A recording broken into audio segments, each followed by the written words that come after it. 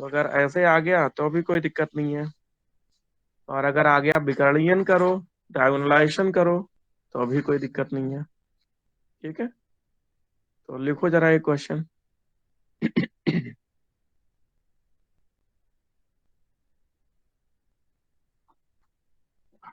कौन सा क्वेश्चन करेंगे हम सोच रहे हैं। इसमें दो तरह के आइगन वैल्यू आइगन वेक्टर होते हैं, याद होगा तुम्हें। एक तो वो होता है जिसमें अलग अलग निकलते हैं आइगन वैल्यूज, तीनों अलग अलग। एक ऐसा होता है जिसमें दो एक जैसे होते हैं और एक अलग होता है ना। तो कौन सा करें। लिखो आयुषी।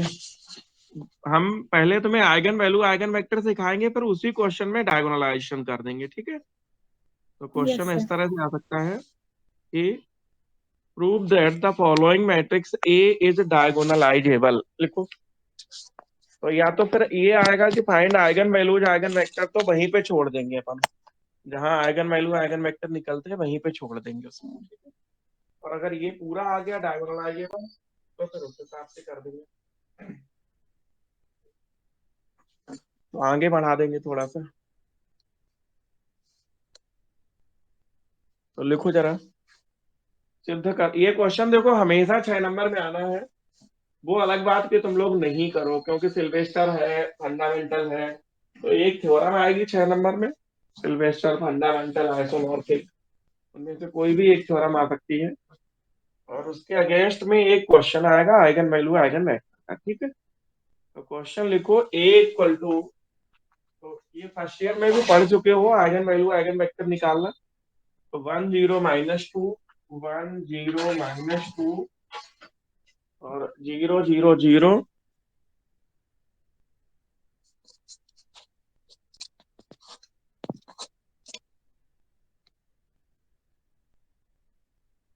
1 0 - 2, 0 0 0, और है -2 0 4, -2 0 4, ये लिख लो।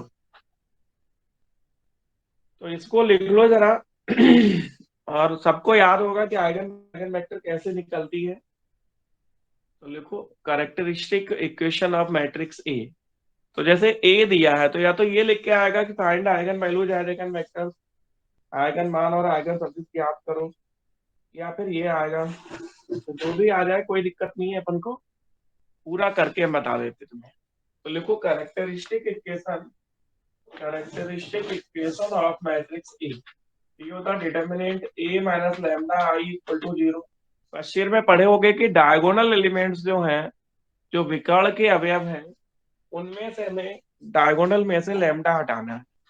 तो ये आ जाएगा 1 - लैम्डा, 0 - 2, 0 - 2, 0 - 2, 0 4 - लैम्डा। आयुषी इसको मल्टीप्लाई, वो डिटर्मिनेंट खोल के जो इक्वेशन बन रही है वो बताओ जरा कितनी बन रही है। डिटर्मिनेंट एक्सपेंड करेंगे और जो इक्वेशन बनेगी वो बता दो।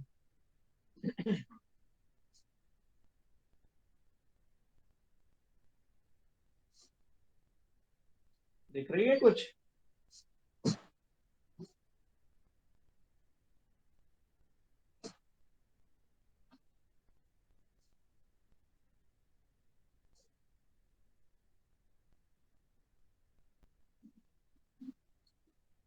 तो लेमडा में जो इक्वेशन से विका आ रही है वो बताओ जरा। डिटरमिनेंट खोल के जो लेमडा में इक्वेशन आएगी उससे हमें लेमडा निकलेगा।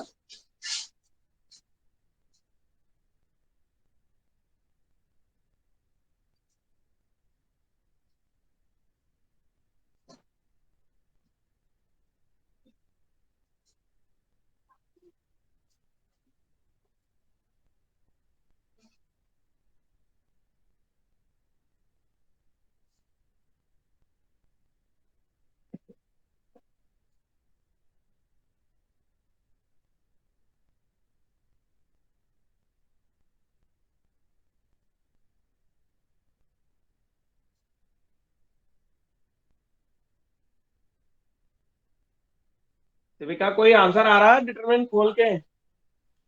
यस सर, कर रही हूँ, एक सेकंड। आराम से करो।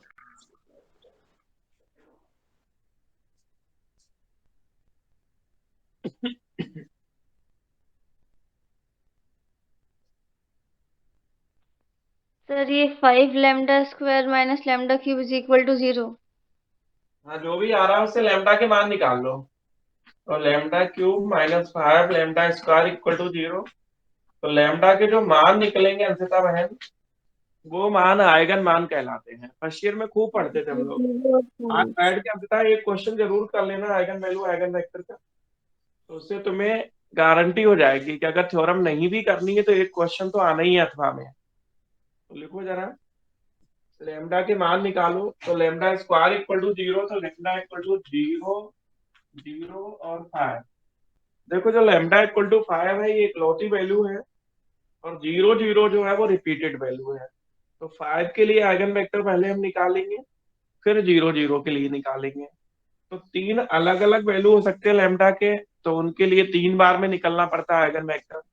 और अगर एक वैल्यू अलग है और दो रिपीटेड है, तो अलग के लिए अलग निकालेंगे और रिपीटेड के लिए अलग निकालेंगे। ठीक है, तो पहले 5 के लिए निकालेंगे। तो आइगन वेक्टर किसके लिए निकालेंगे? 5 के लिए। तो देखो माना लैम्डा इक्वल टू 5 के लिए आइगन सदिश, आइगन सदिश हमेशा यही मानते हैं, फर्स्ट ईयर में पढ़ रखा है आपने पूरा चैप्टर। तो eigen vector for lambda equal to 5, तो लैम्डा इक्वल टू 5 के लिए जो आइगन वेक्टर लेंगे वो आपके सामने। Eigen vector for lambda equal to 5, lambda equal to 5 के लिए आइगन सदिश। तो बताओ अंततः लैम्डा इक्वल टू 5 के लिए जो आइगन वेक्टर निकलेगा या मानेंगे वो मानेंगे A minus lambda I X equal to 0। ये डेफिनेशन होती है। आइगन वैल्यू निकालनी है तो डिटर्मिनेंट खोलना पड़ेगा ए माइनस लैम्डा आई। आइगन वेक्टर निकालना है तो लैम्डा की जगह 5 यहाँ लिखना पड़ेगा। तो ये हो जाएगा A minus 5 I X equal to 0। अब देखो जो डायगोनल है उसमें लैम्डा की जगह 5 लिखेंगे, तो यहाँ लिखेंगे 1 - 5। तो 1 - 5 लिखेंगे तो कितना आएगा? -4। बाकी वैसे ही रहेगा, क्योंकि आई तो आप जानते हो 1 0 0 0 1 0 0 0 1। यहाँ पे लेमडा की जगह -5 लिखेंगे तो 0 -5 0 -2 0, ये 4 - 5 करेंगे तो -1। अब इसमें जो तीन इक्वेशन बनेगी मल्टीप्लाई करके, उन तीनों को अपन सॉल्व करेंगे, और x1 x2 x3 के जो मान निकलेंगे उनके लिए काम करेंगे। तो आयुषी पहले तो मल्टीप्लाई कर लो। मल्टीप्लाई करके जो तीन इक्वेशन है उनमें से x1 x2 x3 के वैल्यू बताओ कितने आ रहे हैं। आयुषी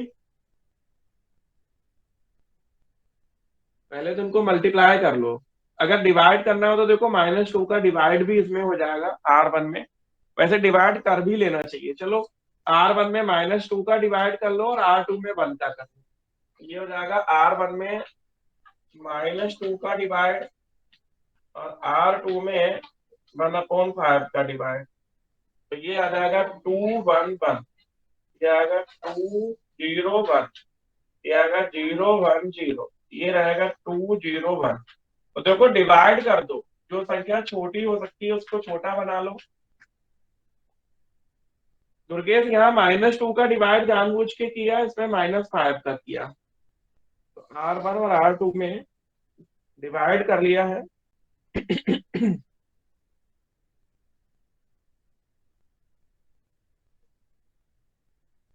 तो अब बता दुर्गेश,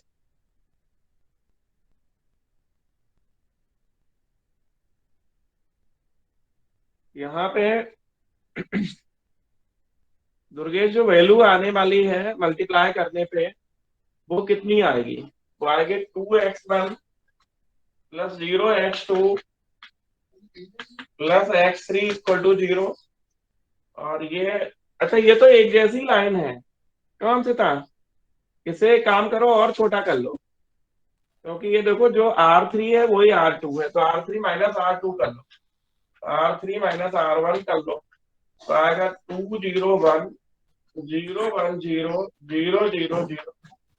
संचिता आइगन वेक्टर निकालने आते हैं कि नहीं आते? सर नहीं, आज ये फर्स्ट में मेरा नहीं हो पाया था। मैंने लेट नवंबर में ज्वाइन किया था ना, इसी वजह से। तो देख लो अगर आ रहे हो अभी जो हम कर रहे हैं वो समझ में आ रहा है अंशिता? हाँ सर, वो तो सब समझ आ रहा है।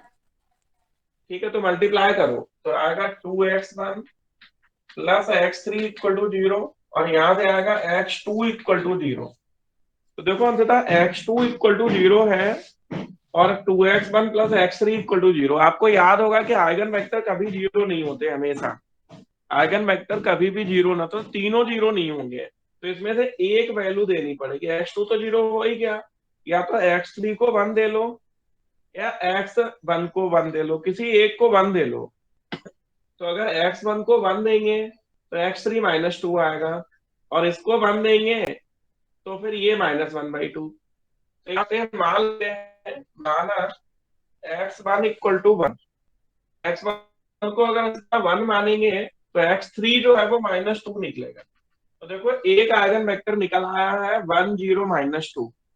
तो ऐसे आपकी श्रद्धा है, आप किसको 1 देते हो, चाहे x3 को 1 दे दो तो ये निकल तो आएगा हमने x1। assume किया है कि x1 को हमने 1 मान लिया, ऐसा। हाँ देखो, दो इक्वेशन से तीन वेरिएबल नहीं निकलेंगे ना, तो दो हाँ। इक्वेशन से तीन वेरिएबल निकालने हैं तो आपको कुछ सपोज करना पड़ेगा, कुछ हाँ सपोज सर। करना पड़ेगा वहां पे, इसलिए वहां सपोज कर लेते हैं।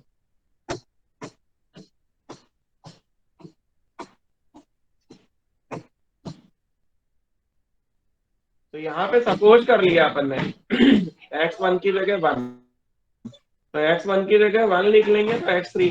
दो इक्वेशन दो इक्वेशन से तीन वैल्यू जब भी निकालने हो अंशिता तो सपोज हाँ करना सर। पड़ता है। तो लिख लो आइगन वेक्टर निकला है 5 के लिए, तो 5 के लिए आइगन वेक्टर निकला 1, यहाँ वैल्यू लिखनी है 1 0 -2। तो लिख लो 5 के लिए जो आइगन वेक्टर निकला है उसको पहला आइगन वेक्टर है तो x1 कह लो। तो x1 इक्वल टू निकला है 1 0 -2। एक आइगन वेक्टर आपके पास हो गया है 1 0 -2। ठीक है, कितना हो गया 1 0 -2। अब देखो जो 0 0 है रिपीटेड वैल्यू है उसके लिए भी निकालेंगे। तो हमें आइगन वेक्टर किसके किसके लिए निकालना है, पहले निकालना है 5 के लिए, तो लैम्डा लिखेंगे यहाँ पे और सॉल्व करेंगे। सॉल्व करने पे देखो दो इक्वेशन है, तीन वैल्यू निकालने हैं तो दो इक्वेशन से तीन वैल्यू नहीं निकलेंगे, इसलिए हमें क्या करना पड़ेगा दो इक्वेशन से तीन वैल्यू नहीं निकलेंगे अंशिता, तो हमें क्या करना होगा बताओ।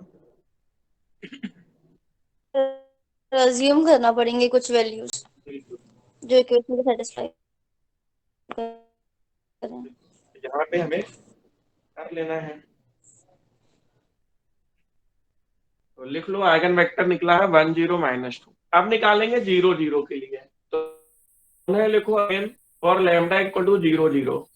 तो again for lambda equal to 0 0, तो 0 0 की निकालेंगे तो यहाँ a -0 आई करेंगे, तो 5 की जगह कितना हो जाएगा 0, हो जाएगा a -0 आई। तो अब जो डायगोनल है उसमें से -0, और आपको पता होगा कि माइनस रहेगा 1 0 -2, रहेगा 0 0 0, और ये रहेगा -2 0। हमें यहाँ पे जो R3 है उसको 0 करना आसान है। इसमें देखो दो का मल्टीप्लाई कर लो और इसमें प्लस कर लो, तो -2 + 2 0 हो जाएगा और -4 + 4 0 हो जाएगा, मतलब R3 0 -2 0 0 0 0 0।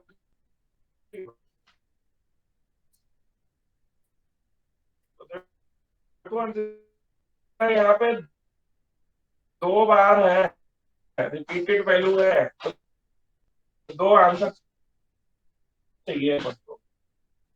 इक्वेशन एक है और आंसर है हाँ आपके सर। पास x1 -2 x3 = 0। मिला ही नहीं है, तो एक इक्वेशन से दो वैल्यू निकालनी है। तो यहाँ से था हम एक इक्वेशन से दो वैल्यू निकालेंगे, तो आपको पता होगा कि एक इक्वेशन से दो वैल्यू तो तीन वैल्यू तो निकल नहीं सकती हैं, तो अपने मन से हम वैल्यू डालेंगे। जैसे देखो x3 को अगर हमने मान लो 1 कह लिया, तो x3 को 1 कह लिया, तो x1 कितना निकलेगा 2। x3 को अगर 1 मान ले तो माना, ये अपनी श्रद्धा का काम है, आप मानना सो मान लो। तो माना x3 इक्वल टू 1, x3 को 1 मानेंगे तो x1 कितना निकलेगा 2, ठीक है। और x2 को 0 मान लेते हैं। तो देखो एक आंसर और आ गया है, कितना आ गया, 210, ठीक है। नहीं 201, 2 x1 x2 x3 201। तो देखो एक आइगन वेक्टर और मिल गया है 201। अभी अपन को एक ही इक्वेशन से दो वैल्यू डालने हैं क्योंकि रिपीटेड वैल्यू है 0 0। तो अगेन हम मान लेते हैं, अगेन माना x2 इक्वल टू 0, नहीं x2 इक्वल टू 1। तो x2 को अगर हम 1 मानेंगे और x3 को 0 मानेंगे तो x1 0 हो जाएगा। तो देखो दो आइगन वेक्टर हो गया, एक हो गया 201 और एक हो गया 010। एक आइगन वेक्टर हो गया है 201 और एक हो गया है 010। तो देखो इस तरह से अंततः अलग अलग भी आंसर आ सकते हैं क्योंकि इसमें सपोजिशन का काम रहता है। समझ में आ गई, सपोजिशन का काम है, इसलिए अलग अलग आंसर भी हो सकते हैं।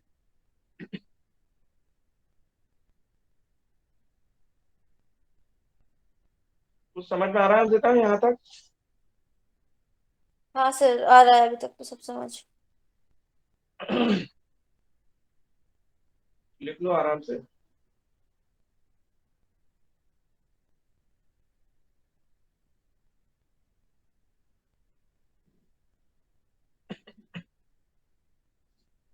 अब अंततः जो आइगन वेक्टर निकले हैं, अगर क्वेश्चन इतना ही आया कि find eigen value eigen vector, तो यहीं पे छोड़ देंगे।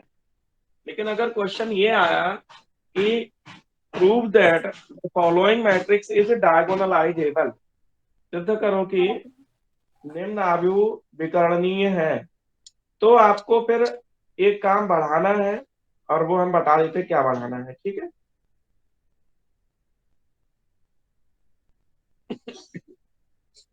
तो अंततः क्या बढ़ाना है वो हम बता ही दे रहे हैं आपको, हाँ लेकिन सर। बढ़ाना पड़ेगा। तो देखो दो तरह के क्वेश्चन अंततः आते हैं। एक क्वेश्चन ये आता है कि find eigen values and eigen vectors, eigen मान और आइगन सदिश ज्ञात करो। तो अगर ऐसे आया अंततः तो हमें कुछ नहीं करना है, ठीक है। अगर ऐसे आए find eigen values eigen vectors तो कुछ नहीं करना है। लेकिन अगर ऐसे आए कि डायगोनलाइजेशन करो, विकर्णीयन करो, तो हमें यहाँ के आगे भी कुछ करना है, ठीक है। तो लिखो डायगोनलाइजेशन, हिंदी में कहते हैं विकर्णीयन। तो विकर्णीयन करने के लिए कैपिटल पी निकालते हैं एक मैट्रिक्स, और उसका इनवर्स निकालते हैं पी इनवर्स। तो लिखो जरा। तो सबसे पहले x1 देख लो 10 - 2, x2 देख लो, x3 देख लो। तो लिखो विकर्णीयन, हिंदी में लिखो डायगोनलाइजेशन। तो डायगोनलाइजेशन में क्या होगा अंततः यहाँ पे कि हमें एक पी मैट्रिक्स कंस्ट्रक्ट करना पड़ता है हर बार। तो लिखो, लिखो लेट अस कंस्ट्रक्ट, लिखो लेट अस कंस्ट्रक्ट,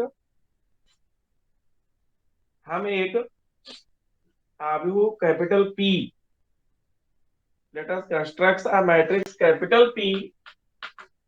तो हम एक मैट्रिक्स कैपिटल पी बनाएंगे और वो पी कितना होता है, कॉलम में x1 x2 x3। तो जो मैट्रिक्स हमारे वैल्यू हैं, x1 के वैल्यू अंशतः बताओ कितने थे,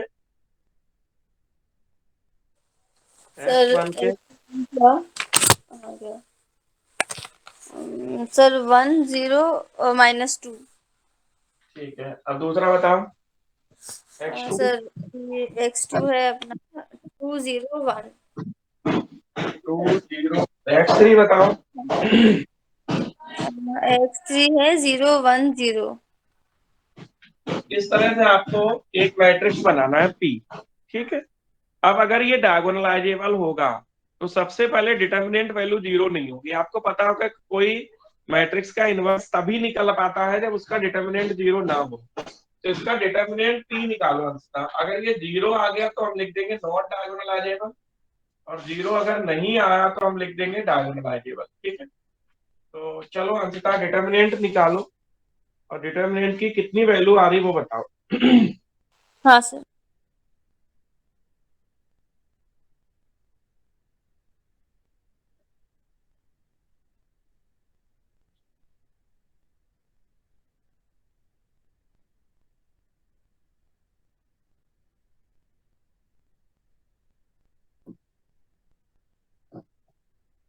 सर -5। -5, ठीक है। और भी लोग निकाल लो, जो भी वैल्यू आए वो नॉट इक्वल टू जीरो आनी चाहिए। तो -5 अगर आ रही है तो लिख दो नॉट इक्वल टू जीरो। तो determinant P not equal to zero. अब अंततः हमें पी इनवर्स निकालना है। पी इनवर्स निकालने के लिए याद होगा एडजॉइंट पी निकालना पड़ेगा, तो इसके हाँ को सर। फैक्टर निकालना पड़ेगा, P11, P12, P13। तो इसके को फैक्टर निकालो। को फैक्टर याद है कैसे निकलते हैं? जैसे P11 हाँ सर, निकालना है, याद है। में चिन्ह अल्टरनेट प्लस माइनस रहता है, plus minus plus minus plus minus plus minus plus ऐसे रहता है। हाँ पहला सर। चिन्ह प्लस प्लस का चिन्ह रहेगा। अब इसकी रो छोड़ देंगे, कॉलम छोड़ देंगे, तो ये सिक्का इससे ये आएगा 0 1 1 0 1 1 0। इसे सॉल्व कर लो जरा और बताओ कितना आ रहा है। P11 ऐसे -1। P1 निकालेंगे, P12 आएगा, तो ये P12 निकलेगा, तो इसकी रो छोड़ देंगे, कॉलम छोड़ देंगे, तो ये निकलेगा 0 1 0 1 और -2 0। इनके वैल्यू निकाल के अंततः बताओ 9 वैल्यू निकलेंगे। तो ये है P11, P12, P13, ये P21, P22, P23, P31, P32, P33। तो P13 निकालोगे तो इसको रो छोड़ेंगे, कॉलम छोड़ेंगे, चिन्ह आएगा प्लस का, अल्टरनेट प्लस माइनस आएंगे, ये आएगा 0 0 -2 1। ऐसे P21 निकालेंगे तो चिन्ह माइनस का आएगा, इसकी रो छोड़ देंगे, कॉलम, तो 2 0 1 0 2 0 1 0। अच्छा ऐसे सब निकाल लो 9 के 9। हाँ सर। 9 वैल्यू यहाँ पे निकाल लो।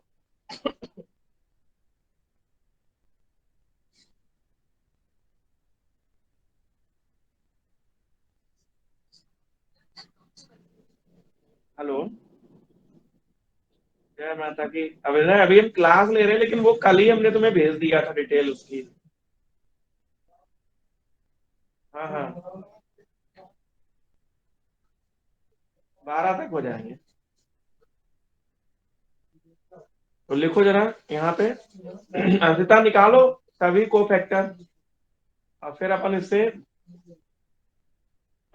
को फैक्टर निकालने के बाद अंशता क्या करना पड़ेगा। सर उसका ट्रांसफर कर देंगे। हम्म। सर निकल गए। तो ये काफी टाइम लगेगा इसमें।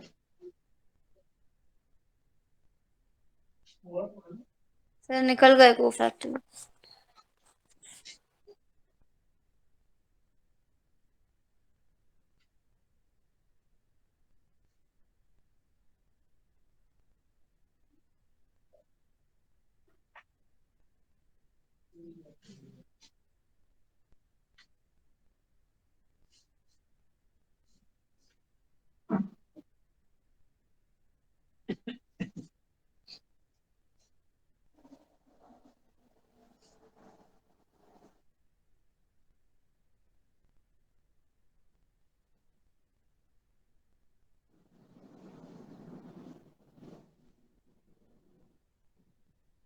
सब निकल गए 9 के 9। हाँ सर निकल गए। चलो बता दो एक एक करके। सर P11 तो -1। एक मिनट, हम वो लिख लेते हैं एडजॉइंट पी। तो यहाँ जो एडजॉइंट पी निकलेगा बेटा, वो ऐसे निकलता है, P11, -1। P12, P13। मतलब निकालते रो में है, लेकिन लिखते कॉलम में, ट्रांसपोज करके लिखते हैं, तो हाँ उल्टा सर। लिखते हैं। तो P21, P22, P23 ट्रांसपोज करके लिखते हैं, अंशतः ध्यान रखना। हाँ P31, सर। P32, P3। अब बता दो। सर ये हो जाएगा।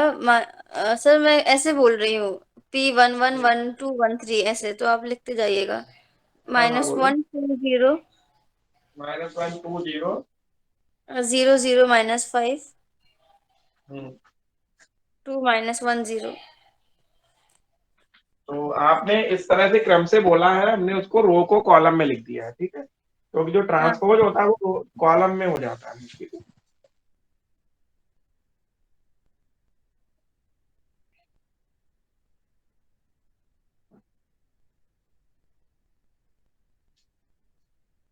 लिख लो अंकिता आराम से।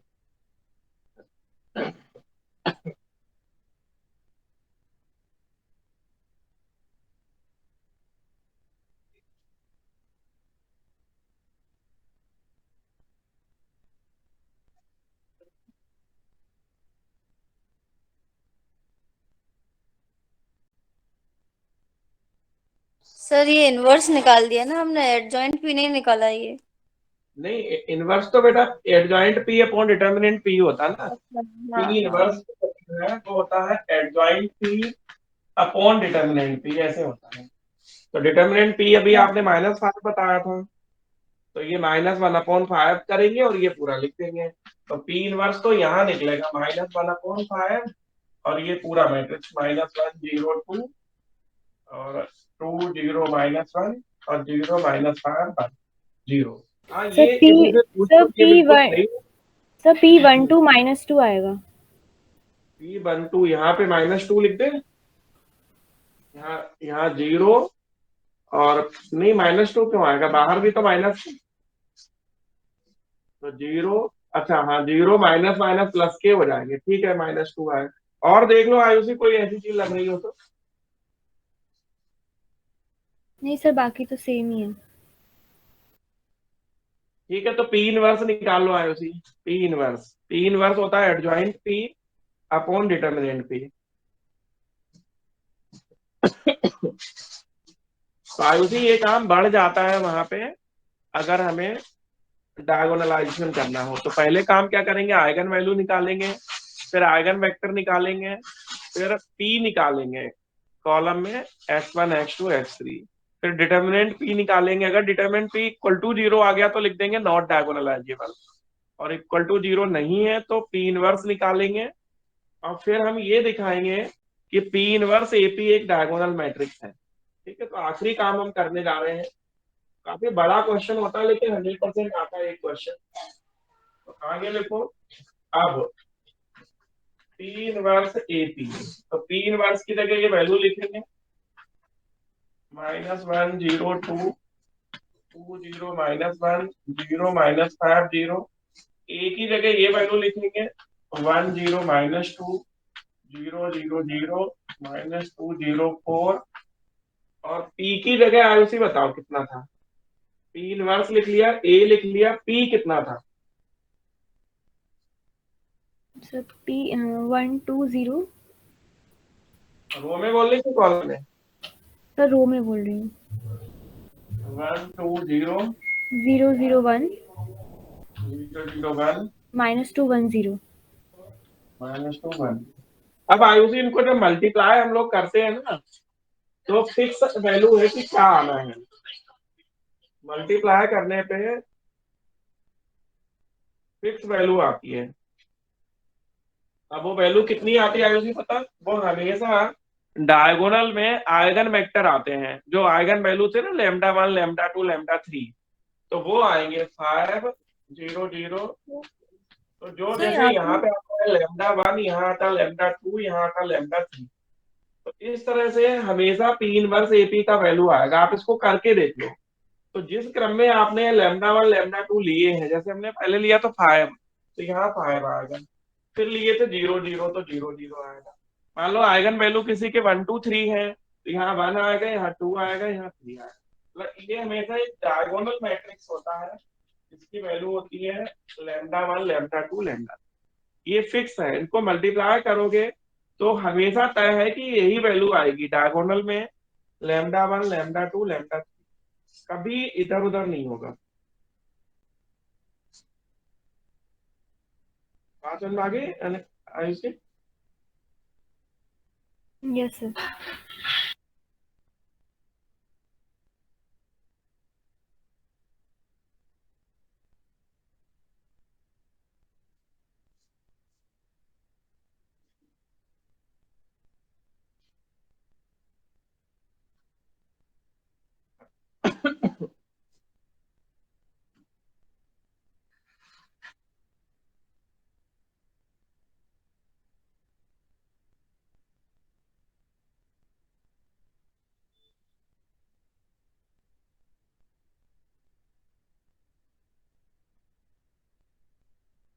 तो आयुषी ये क्वेश्चन बड़े तो बहुत होते हैं, क्योंकि आइगन वैल्यू आइगन वेक्टर निकालना ही अपने आप में बहुत कुछ होता है ना। तो इनमें से देखो एक दो क्वेश्चन और करके देखते हैं अपन। पहले ये लिख लो आराम से, और प्रोसेस बताओ आयुषी, एक बार प्रोसेस पूरा बता दो। क्वेश्चन तो लोग कर ही लेंगे, फर्स्ट ईयर में ही पढ़े होंगे आइगन वैल्यू आइगन वेक्टर। और दो सर तरह के क्वेश्चन होंगे, एक वो होंगे जिनमें लैम्डा के तीनों मान अलग अलग होंगे, और एक वो होंगे जिनमें लैम्डा के दो मान एक जैसे होंगे, ठीक है।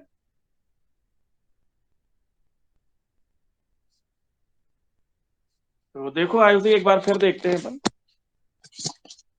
क्वेश्चन एक और देखते हैं। ये क्वेश्चन भी बहुत आया हुआ है, ये फर्स्ट ईयर में भी तुम लोगों ने पढ़ रखा होगा।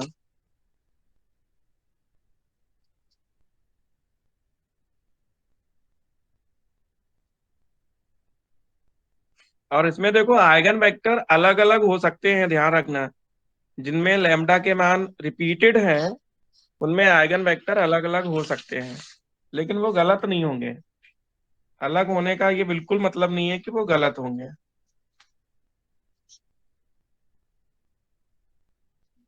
तो आयुषी एक क्वेश्चन और देख लो।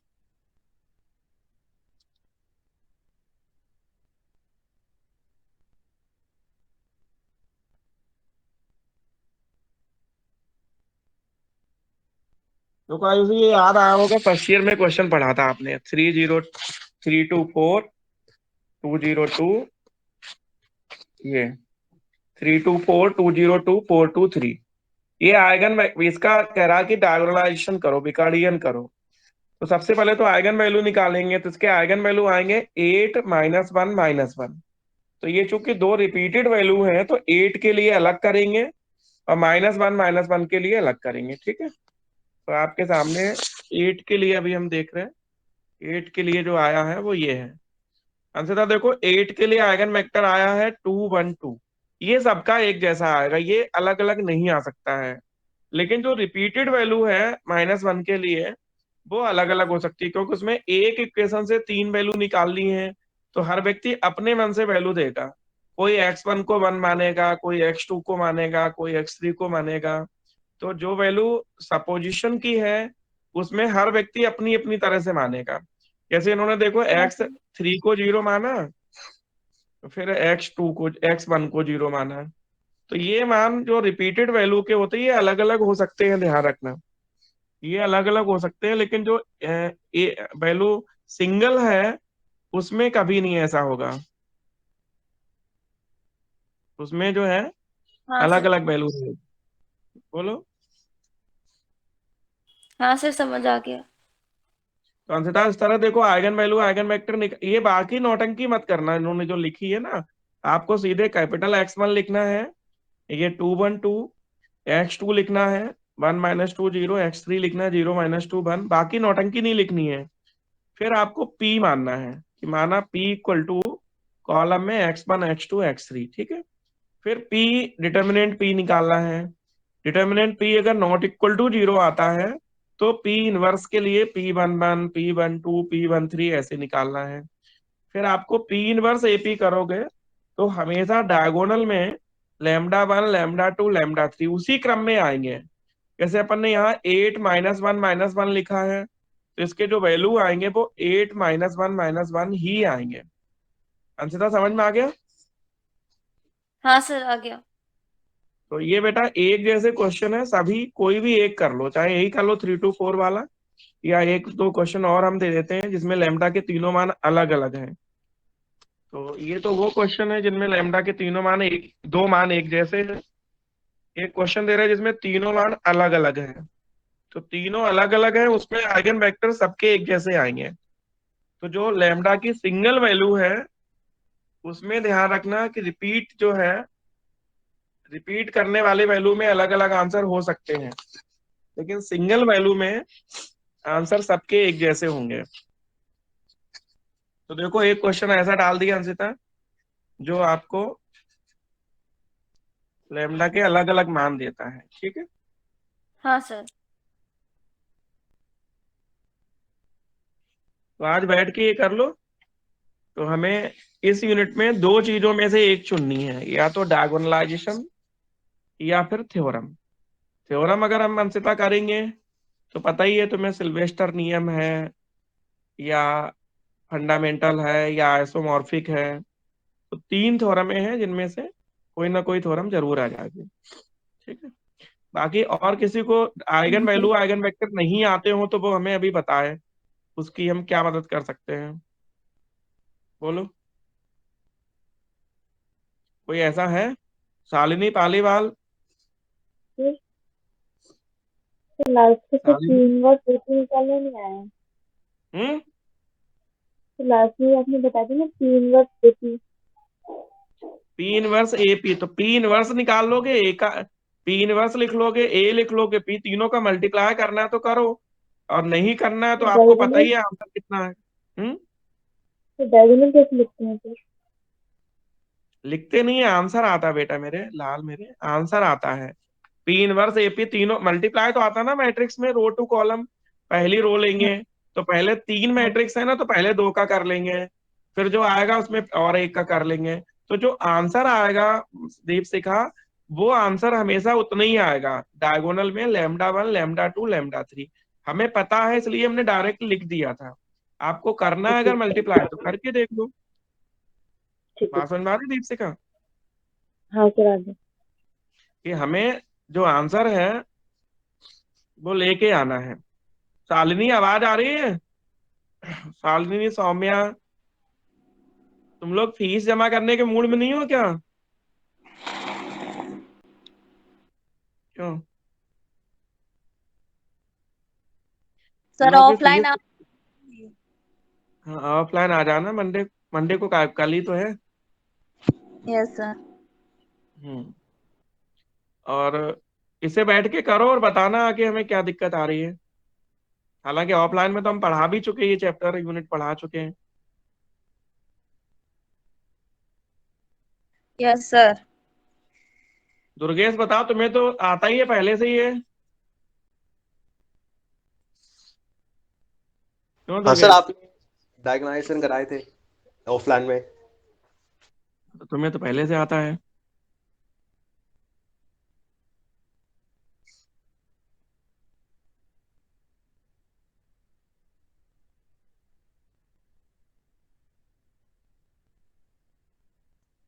दुर्गेश पढ़ लो बैठ के, आज ये कर लो, एक तो क्वेश्चन, कई सारे क्वेश्चन डाल दिए हैं।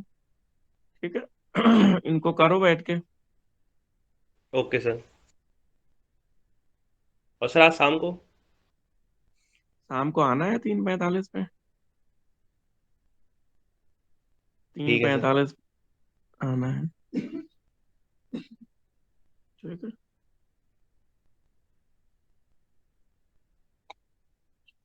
ठीक है, पढ़ो बैठ के सब लोग आराम से।